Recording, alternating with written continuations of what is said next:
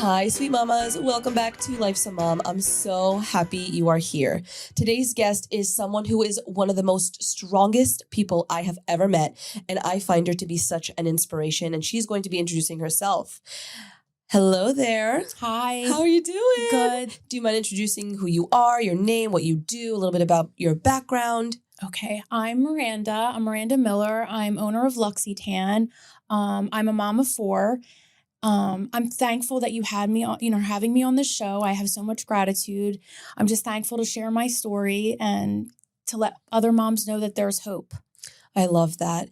And one of the things that you had mentioned to me is that you went through a really hard time because you had cancer. Mhm. Was it, what was it? Hodgkin lymphoma. I cannot pronounce Yes, it. okay. It's a hard word. Yep. But do you mind telling us a story about like how that happened? And Sure. yeah, I want to know everything. Okay.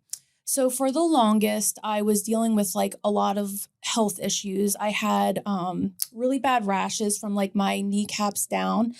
And I was like constantly itching myself. I had stomach issues. Every time I would eat, I would have bathroom issues. Just like they thought almost it was like my nerves. They thought maybe I had celiac, or maybe there's like different things that they were like going through the gamut with, and they just could not find out what was going on. I was going to like different doctors. I was in and out of the hospital. And then finally, let me backtrack. They actually thought maybe it was like mental health, like anxiety that was giving me these stomach issues. The rashes could have been me just like itching from my nerves. So, but in fact, it wasn't. So when I finally found out, I went to the hospital because I had finally a lump in my neck that protruded, and I had COVID. So I ended up going into the hospital. And then from there, thank God, after like probably like a year or 2 of suffering, they told me I had Hodgkin lymphoma, which is a blood cancer, and it was stage 2. Now, stage 2, is that it's like too late? Is it like the beginning stages? I don't know anything about it. I feel like Hodgkin lymphoma at stage 2, even 3 or 4, is treatable. It's just a very aggressive treatment. So it was 6 months of chemotherapy. That is tough. Yeah. Do you mind walking us through what it looked like for you? Chemotherapy as a mom of 4. You were already a mom of 4. Okay. Yep. And a single mom at that. Yeah. So I was a single Miranda, mom. that must have been so hard. It was just just not knowing. I think when you just don't know what to expect, but thank God, like the doctors and the staff, once they found out, they had like a really aggressive treatment plan. So it went from getting a port put in where they do chemotherapy. So it's not like it goes in like an IV in your arm. It kind of just saves like your veins and stuff like that, because they have to keep injecting you. You have to get blood work done a lot. You have to get the treatments every 2 weeks. So I got a port placement the beginning of December, and there was, I think, a bone marrow biopsy, and then treatment began the beginning of December. So I went every 2 weeks from like 9 to about 4 for IV infusions. That's a lot. Mm-hmm. And do you remember how old your children were at the time? So, goodness, it would have been 2021, 22. So my oldest, should I tell my children's age too? If you're comfortable, yeah. So my oldest is 25, 23, 19, and 14. So I don't know I can't even think. I have like the mom brain, but they were young. Veda was young, my youngest. So she was still in elementary school. Kendall was just starting high school. And Natalina was like, dating, and my son was living in Miami. So. Wow. Yeah. So from this, later, after you've obviously, did you ring that bell? So that was one thing that was very hard. They want you to ring this bell. And to me, how do I explain this? You're going to ring this bell, but you're in this like center where there's all these people sitting and they're still getting their infusions, and you don't know if they're going to make it. Or I've had friends in my cancer club that didn't make it. So it's like you want to celebrate your victory, but then there's other people that may not. So to me, I didn't feel comfortable. So you did not ring the bell.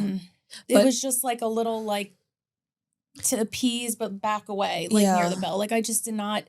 I think there's a lot of survivor's guilt that comes along with surviving as well. I can imagine. And for the listeners who might not know what the bell is, do you mind explaining what it symbolizes? So it's this bell like at the end of your treatment, and a lot of people, they love it. They feel like so victorious. And I guess everybody has their own journey.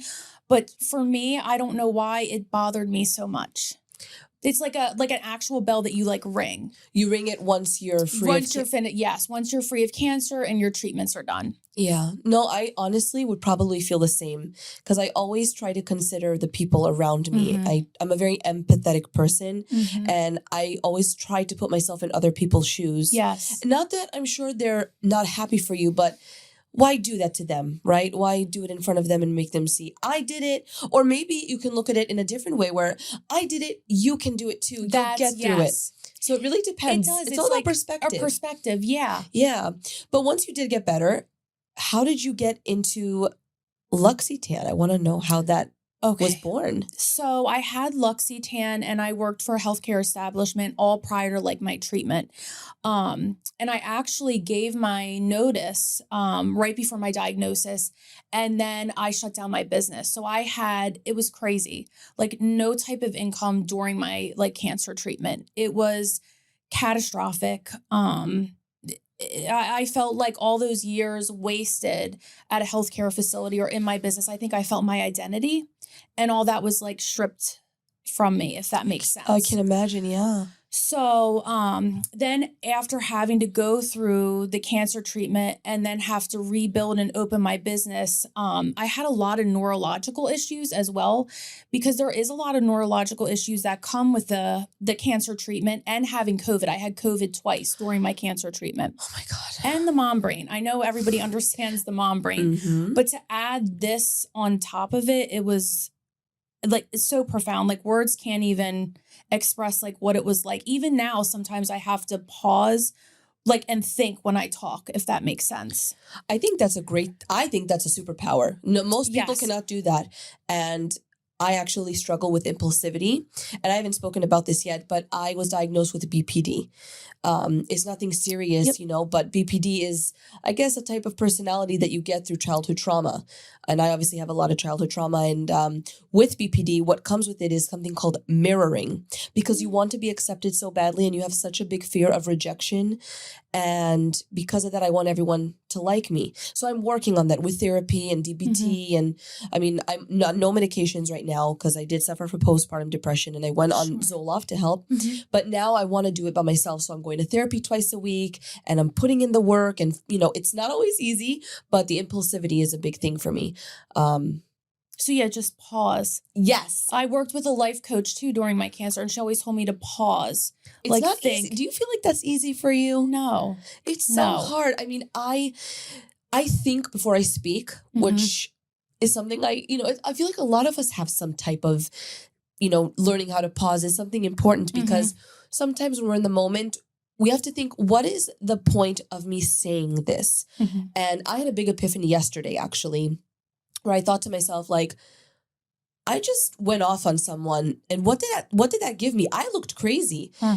So the thing is, what I've learned with therapy, there are people that are narcissists, right? And they might not know it. Maybe they do. I don't think some of them care. That's why they're narcissistic, right? They're not the type to apologize. And I try to be a good person and do the right thing. But I heard about something called gray rocking. Have you heard of that? No, I want to know. I recently came about it. And gray rocking is basically where you become like a rock. So let's say a narcissist says something like, oh, God, like, you're so fat. You can be like, yeah, maybe I am. What are they going to say to that? They are looking for a reaction because they're so insecure. They need to feed their ego. Wow. So they have to say the word fat. Instead of saying, you know what, I shouldn't say that. Like, I don't like my kids being around people who speak like that. Listen, I cannot protect them from the world. Sure. People will say bad things. But I want to be there, especially now when my kids are this young, to teach them the foundation of that is not okay. So you don't laugh at that because you're giving the bully strength. They want to feel, I said they're fat because I want to feel skinny and whatever the insecurity might be. Wow. So gray rocking is when you see that, you just say, okay, like a rock. You become a rock. No emotion. Don't feed into what they're looking. That's what bullies look for. Wow. So the pause helps, but also gray rocking. So like, oh my God, I could never wear that much makeup. Yeah, I get it. I understand. Hmm. What are you going to say to that? But they want you to Wow. be like, what does that mean? For like a reaction. Because that's what they want. That's what bullies and mean girls, mean people want. Yeah. So I spoke, I did a bunch of research, and it's something that I want to incorporate. And it's something new, I think, because Great, Rocky. I've never heard of that. Yeah. Honestly, I appreciate that. Wow. Yeah, and it just take the emotion out of it. Who cares? You have your family, your life, your Luxy Tan, Yep. whatever it is. Don't let those things bother you. Yeah. I'm sorry, I went off topic. No. I love this. I love talking to you because I'm like, we can be all over the place too. It. And but then yeah, go back. so pausing. So please continue. Yes. So I had to pause, but I did. How do I explain this? I didn't know how to rebuild everything, if that makes sense. But I had friends that came around me that said, Miranda, you have to reopen Luxy Tan. They actually scheduled a photo shoot for me at my friend's salon. My friend started my website for me. Like, everybody believed in me when I did not believe in myself. Wow. So like, I had a really, really good support system. And then from there, I was so determined. So I gave away a lot of my stuff. That's how I coped with my cancer. Like, a lot of my clothes. I always joke, my friend bought me these like Soma pajamas. There was like 5 of them, and I wore them on repeat because I'm like, I knew what I was going to wear. I knew what was like expected. I gave away a lot of my business stuff. I actually, all of it, like all my spray tanning stuff. Why? So I think because I thought, as morbid as this sounds, I'm like, if something happens to me, I don't want my kids to have to clean out a bunch of junk. I know that sounds crazy, but it's a mother's brain. It's a mother, like, I would think that way too. And I wanted like everything to be extremely clean and in order. Like, so I knew what was expected next during that like treatment. So when I gave everything away, I had to then, when I rebuilt my business, I went on actually Facebook Marketplace. Moms, this is a lovely place that you can go on. Woo, we love it. And I got a tanning gun, and I got a tent. And then from there, I started mobile. And then from there, I ended up finding a studio space in Harleysville, Pennsylvania. And then from there, it was just like the education piece went. But I do have to say a special thank you to Dolce Glow and Isabel. I just want to touch on that. My youngest daughter would tell me to manifest and write in a journal. So I used to journal this thing. It's a journal called 5-Minute Gratitude. Do you know that journal? I've heard of it, I believe. And you write in it a few minutes a day, right? A few minutes a day. And that few minutes like transform my life. So I'd always put like, I am happy, I am healthy. I am confident, I am beautiful, I'm a celebrity spray tan artist, I'm this, I'm that. And none of it was true. Like, I literally felt like I was, how do I say it? Broke, bedridden, and bald. Like, that's where I was at. So from there, with this journaling, my friends told me about like a class in New York that was coming up, and it was by Isabel Dolce Glow. And I didn't know much about her, the owner. I just thought, you know what? I'm going to take this so I can be the best spray tan artist. It will help me grow. It will make me feel confident. And from there, I met Isabel, and she started talking about foster care, God, and manifestation. And for me, I was like, wait a minute. I grew up in foster care for a period of my life. Wait a minute. I love God so much with all my heart and soul, and I'm manifesting because of my youngest daughter. And so from there, I took the class, and then she messaged me like, I think it was like a week or 2 later, and asked me about Bad Bunny. She was having like a launch party for her, like amazing solution. And from there, I was out in California. So like, I am so thankful for, Dolce Glow and Isabel, that she was so kind to me, and my friends too, back home, that believed in me when I did not believe in myself at all. That is huge, Miranda. That is huge. Not everybody has that. You're blessed. So that's one thing, if I could say to like other moms, like rally around other moms. Like back home, when a woman has a baby, you take them meals. You love on them. You support them. Mm-hmm. Yeah, meal train. It makes such a difference. And believe in other people when they don't believe in themselves. I love that advice. I mean, you are so strong. Being a single mom, you grew up in foster care. Do you mind talking a little bit about that? Sure. So I grew up in foster care for a period of my life. It was very, very difficult. There's a lot of like, abuse, trauma that goes along with that. I can imagine. Later in life, I did decide to actually take in foster kids too. Oh my gosh. So that was exciting and life-changing. So, but yeah, there was a lot of, sometimes I wonder, I mean, I know this is very conflicting, but like if there's like a definite correlation with stress and cancer and trauma and stuff like that, just with life in general. But like, growing up in a trauma situation and, maybe not making the best of choices, going through life and just stressors. Like sometimes I wonder if it's like a catastrophic effect that can cause things. I believe that too. Your body keeps the score. I don't know if you've ever heard that. Yep. So, I mean, there's a book about it too. And I think as we get older, we care less about things. Do you find that? Oh, my word. Me, I'm going to be 45. Girl, when you told me that on our first initial interview to come on, I was like, you are not. I thought you were like 30. I wish. Are you kidding me? You look amazing. Thank you. What's your secret? Spray tan. Spray tan. Yeah, spray tan and staying out of, don't get me wrong. I love the sun, but SPF, I always keep a hat on. And I actually have an Israeli esthetician. Oh. So I love facials. I will say that. And really, really good skincare, like good, great skincare. That is so important. Yeah. So important. So, but spray tans, yes. Yes, obviously. Yes. I love like being tan. So what I think, as we get older, our skin falls, right? Yes, like it's just natural. Yep. But it gets worse if you take like Ozempic or Wegovy or semaglutide. Yes. So I started taking that a while ago. Then I had a miscarriage, and then my doctor was like, maybe like stop taking it. Mm-hmm. So I started losing weight on my own. And what I noticed is that when I lost weight quickly, like my skin would sag, but now I'm doing it slowly. Yep. It's not like my skin is still plump. I mean, I'm only 32. So like I'm now is the time to start taking care of your skin, because as you age and you're in the sun, it like sags. You look older than your age, right? No, I always say that. And I always say that to my clients because I'm like, you can tell my age sometimes by my neck or my upper chest. Or hands. Look, seriously, the hands like show. The hands, that's what people say, yeah. Please always, and your kneecaps. Oh. So always make sure you're putting SPF on those like areas, especially like in this area. The chest, the neck. Yep. Ugh. And always make sure you're wearing like a baseball cap too to like keep the sun away from your face. Oh, I'm so into caps now. Like, me too. I love it because hair washing days, I don't, I can just, if I need an extra day not to wash, I just like put it in a bun and put the hat on, and it protects you, and it's cute. It does.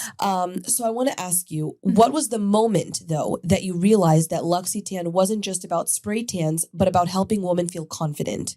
Okay. So I have like a lot of like memorable stories like with my clients. I have this one like model that would come in particular. She actually started like, attending like religious meetings and different things all through Luxy Tan, because when I tell you, you can look at my reviews or look at like different posts that people put. I've had women cry in the spray tanning room because like I truly, truly care about my clients. Like everybody that comes in, like everybody has a story, and I want to know their story, and I want to know how I can be there for them. How can I serve them? How can I help them? It's like so much more than a sunless tanning session. I see women that go through postpartum depression, marriage, breakups. It's so much more. And what happens in the tent stays in the tent. I love that. Oh, yeah. I've even prayed with people in the tanning room. Like everybody knows how like Luxy Tan is. And even how my daughter, she works beside me, and my employees, like how I run things and how much Luxy Tan means to me. That is amazing. And I can see the way you speak about it, how much it does mean to you. Yeah. There's obviously more to it because like you started, like you said, on Marketplace. Literally like I had to give everything away. Well, I didn't have to. I chose to give everything away when I had the cancer because I'm like, I had to shut everything down. But then I wanted to rebuild. And two, I didn't want to live outside my means. So I'm like, you know what? Let me just quick purchase a gun and a tent, and then we can start from there. And then it just took off. That is amazing and so inspiring. So inspiring. I love that. So I want to ask you, so in late 2021, everything changed with your health. What do you wish someone had told you at that moment? I think to be an advocate for yourself. Really, I think I felt sometimes as if I was bothering doctors. Really? This was in Philadelphia. Okay. Yeah. So like the suburbs of Philadelphia. So like right outside. I felt like almost like I became a nuisance, almost like what are they going to think? Like I was a bother, if that makes sense. Miranda. So like I was constantly going. I think what was so challenging for me was that I was working and so tired and feeling all this stuff that was going on with my body, but I almost felt like mentally ill because I'm like, why can't I keep up with the other workload that the other mothers are doing? Or why am I not myself? Why am I throwing up like this? Why am I itching myself like this? Why am I not sleeping? So I almost like started to think, oh my gosh, is there really something wrong? Like mentally, if that makes sense. No, absolutely. So it took all that to happen until you finally felt a lump in your neck. Finally found a lump. Yep. And that's when. Oh, and I remember my oldest, Natalina, she was like, Mom, you have to go to the hospital. And I'm like, no. If you work in like the healthcare world, it was a full moon on that day. So it was like, I'm like, I don't want to go on the full moon. It's so crowded. She's like, Mom, if you don't go, like, I'm going to call 911. Like, but you almost feel like you're a bother. It's because I was like a frequent flyer in and out of the doctors or in and out of the hospital. And then it's almost to the point where you feel like just giving up. Oh my gosh. I am so sorry you went through that. And that is not fair. And they need to do better. The healthcare system, I'm sure there are wonderful doctors and nurses. I can attest, Yes. even my birth experience, there were some nurses that I will never forget their face till the day I die. Yeah. Even during my cancer treatment, there's like nurses and staff there that were just so amazing. Like I will never forget. Once I was diagnosed, it did go smoothly. But prior to that, it was terrible. But I love that advice to advocate for yourself. Advocate for yourself. No matter what the situation is. Yep. Especially for your children. You should. Oh, yeah. No. Show them that to advocate for you. I'm proud of you for actually going and listening to your daughter. Thank you. Yes, I know. I'm so thankful that she told me to go that night. Yeah. So you were single for how long, if I may ask? It was 2016. That's when you got divorced, or you? Yep. Okay. Divorced. Yes. And then now you have a fiance. Yes. Yep. So how did you meet him? Because a lot of single mamas, I hear so many different dating stories from many different mamas. So how did you meet your? So yeah, how about I didn't even like announce this yet. So I guess we're announcing this. Yes. Well, here we are. Yes. Can you show the camera? So look at that. Yes. Right, just show it right here. Right here. Yeah. Yes. Love it. Yeah. We met online.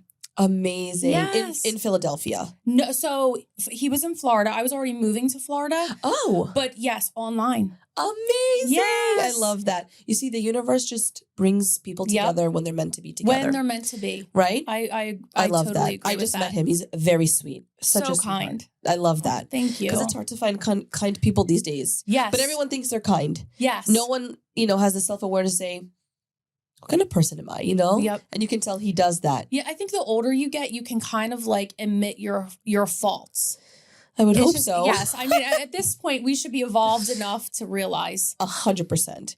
So you mentor other women starting their own spray tan businesses as well. Yep. So what's the one piece of advice you give every single time?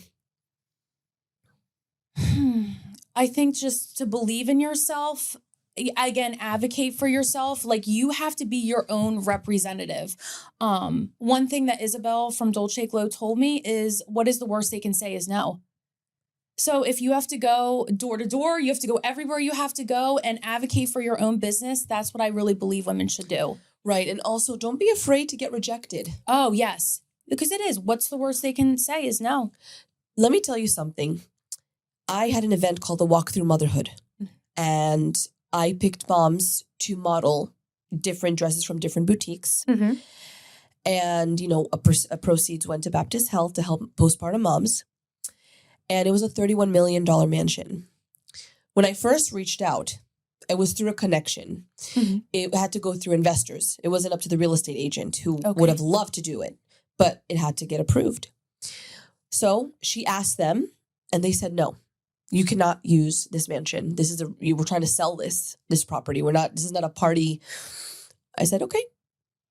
So I said, listen, I told my friend at the time, she told my friend, I'm hoping to do more mansion events because it went so well. I was like, I'm going to make you a PowerPoint and I would appreciate if you can try one last time for me. If they say no, that's fine. I could have said, oh, they said no. All right, maybe it's not meant to be. I'm just going to not do it. I almost canceled it because it was a lot of stress and a lot of last minute cancellations. I was supposed to do it at a car dealership with exotic cars, but everything happens for a reason. Mm-hmm. But I didn't give up. I sat till 2 a.m. making a PowerPoint explaining what it's about, the kind of people that are there. It's not like kids running around. I was able to explain it. It was a 10-page PowerPoint. I sent it to her. I said, please just try one more time. And I was manifesting like you cannot imagine. Because I had this vision and I wanted it to happen. Yes. She sent them the PowerPoint. I didn't hear for a day. I was like, they're probably going to say no. And that's okay. I was preparing myself. They said yes. And the Walkthrough Motherhood event happened. I love that. So never give up. Don't take rejection as something bad. Rejection is redirection. That's my big thing. I am not afraid to ask. If someone says no, I'm going to try something else. Like there's no for me. And that I feel like is what makes successful people. Yes. Right? Do you feel that? No, I do. I think, you know what? It's always like, my friend's dad always referred to me as, are we allowed to say like badass? Am I allowed to say that? Absolutely. Okay. We are badasses. We're moms. We're badasses. So he was always like, Miranda, you are so badass. And I was like, well, what does that mean? Bound and determined and super smart. I think he was 89. And like, I always remember that because he's like, whatever you say that you're going to do, you follow through. Yeah. See and that's the problem with me. I would stack up so many different things and people would say, wow, Nicole, you're doing so amazing. How do you do it? I didn't even know what I was doing. So now I'm actually taking a break for the month of August and I'm going to come back in September with little events and then, progress that way. But like, it's all a learning experience. It is. So I'm sure you've learned so much through your experience. Yeah. I'm so thankful for like the adversaries that have happened in my life. Like, I'm so thankful. Like, even some people are like, oh my, like the cancer, the different things, like growing up the way you did. But you know what? It shaped me. It shaped me into the person I am today. But you know what, Miranda? Many people that maybe would have gone through something like you, and if people who know my story, I mean, I also have a traumatic past, we could have gone in a completely different direction. We could have gone to drugs, could have gone to alcohol, and it's very scary, but we chose not to. Yep. Because I wanted to do better. Right? Yep. Yes. And here we are. Here we are. Powerhouses. Yes. And I'm not gonna, put myself down. Yeah, water it down at all. Never. That's one thing I love about you. Like, truly. Thank you. You're amazing. So what is something that people don't expect about running a mobile luxury beauty business while managing 4 children? I know that's a hard question. Always be on top of your, I have Acuity, so that's like the booking link. So always be on top of your booking link. You know what? Taking a day for yourself too. Sometimes I feel like I would actually like overload myself with like appointments and work. Oh man. And just take on way too much to please other people too. But I think that you need to take a day for yourself and a day for your family and just have a day of rest. There's a reason for that. And don't feel guilty. No, and don't feel guilty. Prior to cancer, I overdid everything to the maximum. And now it's like, but I do notice though, sometimes I can start falling back into old behaviors. Yes. But again, I have to pause, not feel guilty, and take that time. But now that I'm thinking, and this is my therapist in the back of my head, it's always asking me questions to make me think, which I love when he challenges me. But why do you think we do that? Why do you think we overload? Are we trying to please someone? Are we trying to, from what I understood from my therapist, it's, we are super critical of ourselves. Yes. I've been told, I wonder too, if that's, I can identify with what you said about like having people like, like rejection or liking me or different things like that, or trying to be like a people pleaser. I don't know if it's because of the way, like different things with the way we grew up. We want to feel accepted, loved, or maybe you're finding your identity. Like I found a lot of my identity in working, different things like that, not in who Miranda really is. Wow. I love that because that's, piggybacking off BPD, which is called borderline personality disorder. It sounds worse than it is, but it's not something that it's a diagnosis and you have to take medication for. It's something that you need to work on. To work through. No. My daughter and I actually talk about BPD. Okay. Yes, it's very, very interesting. Yes, tendencies. People pleasing. Like people think Nicole must know what she does. She has a podcast. She does events. Like I know it seems that way, but again, perception versus reality. Yes. I am not that confident. I might look it because I have structure. I know we're coming to a podcast. I have the questions. We're talking, but I have certain fears, and those are things I need to work on. But it also stems back for even cavemen days. Remember, we were always like hunters and gatherers. We were always Yep. together, so it was always like if someone was rejected, they were alone. They didn't have their crew. They didn't have their, Yes. So it's kind of like this, obviously we're not cavemen, but Yes. same concept. It stems from that time. Yeah, and you know what's crazy? I was just thinking of like how you have the support in cavemen and gatherers and stuff like that. That is one thing that cancer taught me. Like after my chemo treatments, I had to be by myself. I never had that before. Like, What do you mean? Totally by yourself, because I couldn't be around the kids. They usually after like you can't use the same shower. If you go to the bathroom, you have to flush like so many different times and stuff Why? like that. Something with the chemo. I don't understand. That's what I was told, like after my treatments. Okay. So my ex-husband sometimes would take the kids for me, and then I would just be all by myself. Was that hard for you? Sometimes. Or did you enjoy it?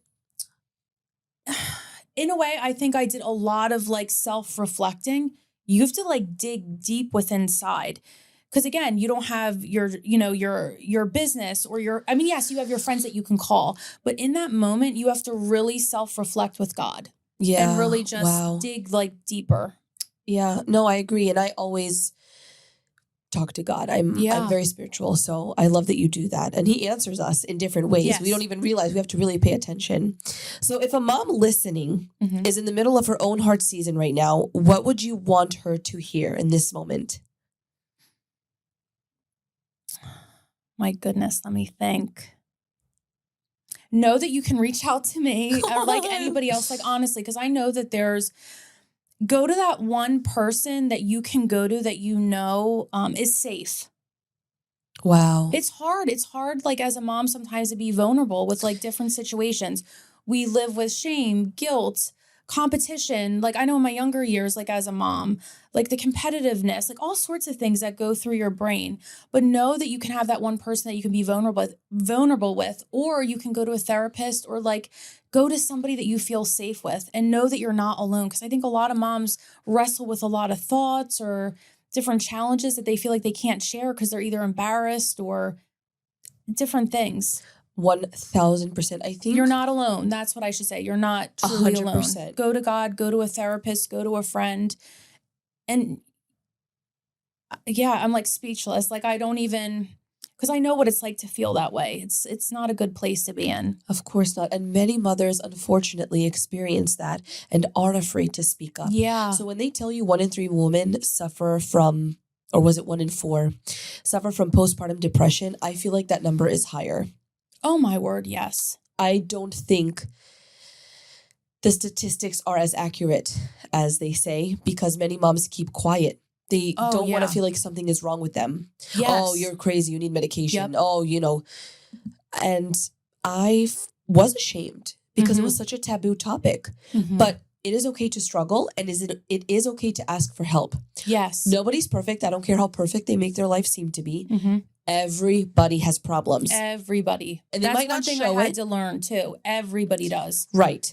And I know a lot of moms also compare themselves to what they see on social media or with their friends. They think like, wow, everything but you have no idea what is happening behind closed doors. So that is one thing I must say. And what goes on in the tanning room or in other, when I go into other people's homes, that's what really was eye-opening for me, because I only see, we all see what people portray on social media, even myself, like what others portray about me, but I'm going into their safe spaces. Right. I'm seeing them naked, vulnerable in their homes.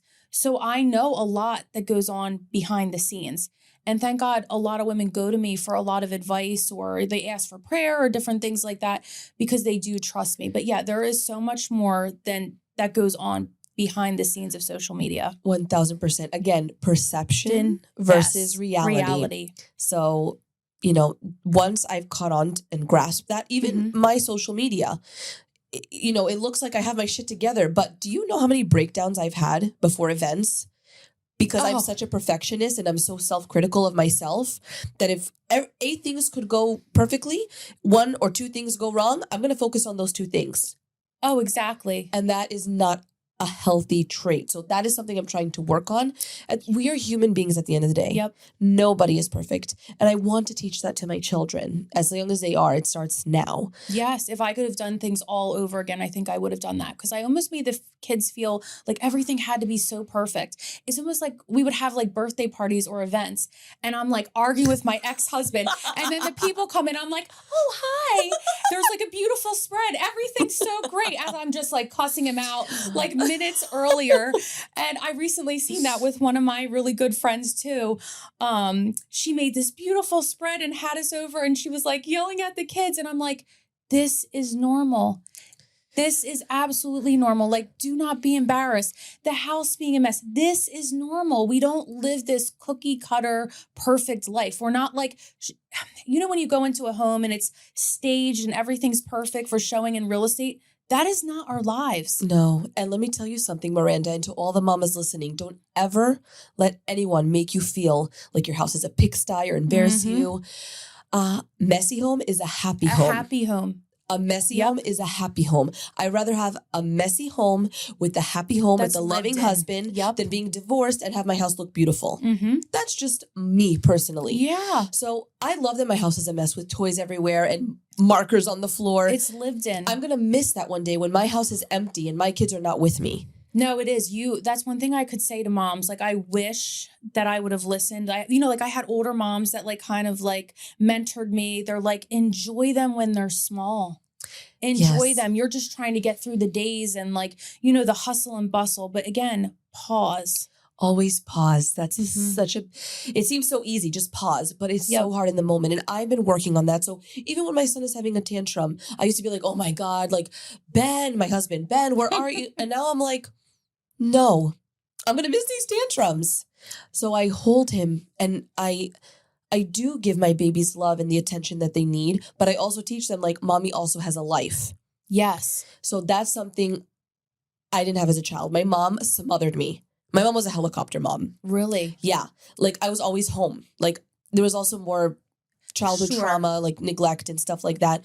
But that was my dad. She like followed my dad's lead, but she was always on top of me. And like she wanted to make sure, but like I was like, do you even have a life? And after she got divorced, she started having her own life. But it's important for moms to find that balance because your kids will grow up. Yes. And you need to still teach them mommy has friends. Yes. Mommy's going out with friends. Mommy's going out to the gym. Mommy's going out to do work, whatever it is. I used to feel guilty sometimes when I almost took care of myself or like just had a life. And that's too what I want to let other couples know. And even like single moms, like you have to pour into yourself so you can pour into others in your family. Like you're not selfish for taking that break or going out on that date night so you can reconnect with your husband. 100%. So I hope moms take that and think about it, right? I know it's not the easiest thing in the world. No, not the easiest. So if every mom listening could remember just one thing from this conversation, what would you want that to be? That there is life after cancer. There's life after hardship. You create your own reality. You're the author to your own book. You can transform anything in a day. You can manifest anything, everything with the help of God and manifestation. I believe anything is possible, truly. I love that. So I do want to ask another question because I know some moms are skeptical about spray tan specifically, about chemicals, pregnant women. Like, can you explain a little bit about like your product? Is there chemicals? Like what? I mean, do you mind showing us? I know you have your liquid gold. Is that I call it liquid gold. Yeah, so, like, please every go ahead. spray tan artist should know. You can get up and get it. Absolutely. Do not. Okay, I actually brought this in because I have a spray tan in Fort Lauderdale with this beautiful single mom who's hosting like an event as well. I might to spray tan her, so I'm super excited. But artists never leave the liquid gold in the car because it's very like heat temperamental. I'm like crazy about my spray tan solution. So this is Dolce Glow by Isabel. It's their premium, almost like their black label, like they're the best of solutions. Is that what you pour into So this spray. is what I pour into the cup, and this is what I spray. So this one has glycerin and DMI, and it's for like active people, like that exercise, maybe might do hot yoga. Because you sweat and it comes off. off. Because, the spray tan only goes on the actual top layer of skin. Right. So this solution I absolutely love. It's a premium olive. It's aloe based. So I tell my clients all the time, like when they book their appointment, I want to know everything down to their like medical history. I even like to know sometimes like are they near their menstrual cycle, that they're like hormonal changes. So Why does that? It can affect the outcome of the spray tan. No way. Yes. Yep. So I'm very, very particular. Are they on Accutane? Are they on different medications? So it's serious. Like I take this very, very seriously. And also like with pregnant women, I always say, ask their OBGYN. It's at their own discretion. And I even tell my clients everything in moderation. I don't care. Like I try to teach them how to prolong their spray tan so they're not coming to me weekly.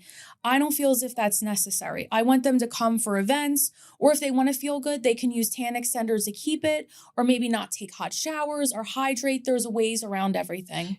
Wait a minute. What is tanning expanders? Extenders, sorry. Extenders. So, okay. Is that something you give? Is it? So like Dolce Glow. So I'm a rep for them. So I go into like, I did in Pennsylvania, Ulta and Nordstrom, and I teach people how to like prolong the life of their tan or use the Dolce Glow or the Sunny Bay. That's her sister brand of like, I call it tan extenders, or you can tan yourself at home with them. No way. Yes. But how do you know what level like to do? Everything with their products has a QR code on the back. So It has like, it's all self-explanatory. That's why I love her products.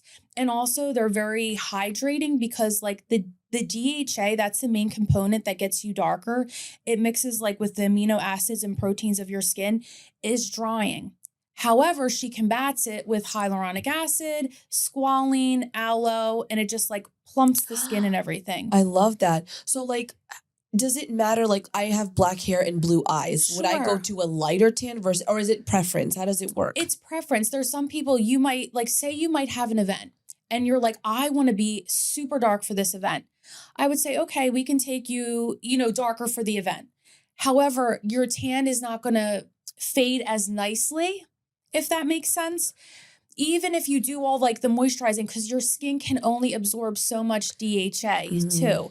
But then say you want like a lighter medium tan, that may last you even longer. So the lighter I go, the longer it'll last? No, I shouldn't say that. So there's like rapid rinses.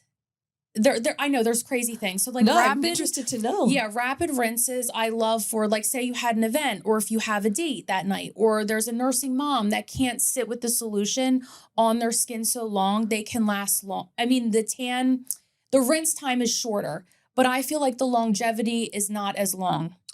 Oh, so that's like for a quick fix kind of thing. I feel like that, yes. Okay. I mean, that's me. That's what I believe. Like if you're going on vacation for 2 weeks, you wouldn't do that. Yeah, personally, because, I'm 45. I feel like I'm, older in the tanning game. I feel like low and slow wins the race. But you don't recommend, when we had our call, you told me you don't recommend weekly tans. To me, no, I don't think so. I feel like if you go to a great spray tan artist, you do all your prep and aftercare. Really hydrate yourself. You're coming with great skin. Hydrate meaning drinking water. Drinking a lot of water. Using like a safe moisturizer afterwards. Not taking hot showers. Not going in hot tubs. There's all these like rules. If you're a spray tan artist, they educate their client, your tan will last days longer. Now, this might be a weird question. What about the nipples? Like if you're breastfeeding, I don't know. So that's one thing. Like I love helping like moms too, because I know like how my body transformed like after kids, and I did nurse, all my children. So I provide like nipple covers, or like I've had to hold towels. Some girls didn't want, like lines and stuff like that. So I'm like very respectful. And thank God, like the women in my community, they really, really respected me and felt comfortable. That's amazing because you give them that feeling. Yes. So it's your aura. Yeah, that's my like goal. Like I just want everybody to feel comfortable, beautiful, seen. I love that. And I'm so excited to do an event with you. I'm so excited. Definitely. Yes. I cannot wait. But I want to, before we go, say thank you for coming on. Thank you. And sharing your amazing story. And I hope you know how strong you are. Thank you. I'm sure Thank you've heard that a you. lot, but I hope you really, really know that, because I've had people tell me, Nicole, you're so strong for what you've been through, but I never had a chance to process what I went through. And so I didn't understand. I was just on survival mode. But Yes. as I'm healing, I'm starting to tell myself I am strong. So I hope you're doing the same. Thank you. I think a lot of us deal with like that imposter syndrome. Sometimes I don't realize it neither. Yeah. But it's nice, thank God, like that you're telling me this and I can tell other moms like to build them up and give them confidence. We are all So strong. thank you. No, Yes. thank you. So I appreciate you so much. And to everyone listening, I hope you enjoy this episode. I am so excited to share all our information in the description and for having an event soon. And I will see you all next week. And remember, you're doing better than you think. Bye.